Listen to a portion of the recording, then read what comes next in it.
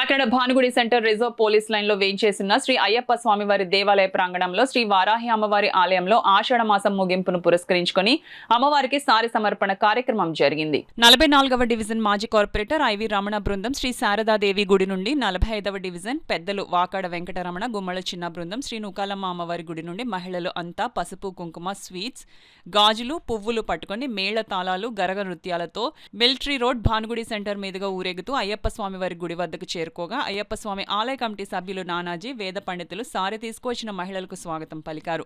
ఈ సందర్భంగా అమ్మవారికి సారెను సమర్పించగా ఆలయ అర్చకులు అమ్మవారికి నివేదించి మంగళహారతులు ఇచ్చారు. అనంతరం ఆలయ కమిటీ సభ్యులు భక్తులకు తీర్థ ప్రసాదాలు అందించి సారెను పంచారు. ఈ సందర్భంగా మహిళలు కోలాట నృత్యాలతో సందడి చేశారు. కార్యక్రమ వివరాలను ఆలయ అర్చకులు మీడియాకు వెల్లడించారు. ఈ కార్యక్రమంలో పెద్ద సంఖ్యలో మహిళలు పాల్గొన్నారు. దేవి శరన్నవరాత్రి మహోత్సవములు జరుగుతున్నాయి. ప్రతి సంవత్సరం కూడా మన ఆలయంలో ఎంతో వైభవపేతంగా అమ్మవారి శరన్నవరాత్రి మహోత్సవములు జరుపుకుంటూ ఉంటాము.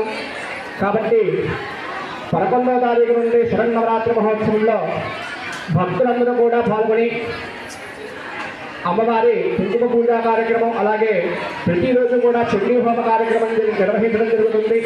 అలాగే ప్రదోష కాలంలో అమ్మవారికి దశవిధ హారతలు ఇవ్వడం జరుగుతుంది. నక్షత్ర హారతలు మొదలగు హారతలన్నీ కూడా ఇవ్వడం జరుగుతుంది. కాబట్టి 11వ తారీఖు నుండి శరన్నవరాత్రి మహోత్సవంలో అందరూ కూడా పాల్గొనాలని కోరుకుంటున్నాము. అలాగే ఆ శరన్నవరాత్రి మహోత్సవంలో 1వ తారీఖు నుండి అక్టోబర్ 1వ తారీఖు నుండి ఆ శరన్నవరాత్రి మహోత్సవం యొక్క టికెట్లు ఇవ్వడం జరుగుతుంది. కాబట్టి అందరూ కూడా ఆ అమ్మవారి పూజా కార్యక్రమంలో పాల్గొని అమ్మవారి అనుగ్రహం పొందవలసిందిగా కోరుతున్నాము. అలాగే ఇంతటితోటి ఆషాఢ సారి మహోత్సవములు కూడా పూర్తయ్యాయి.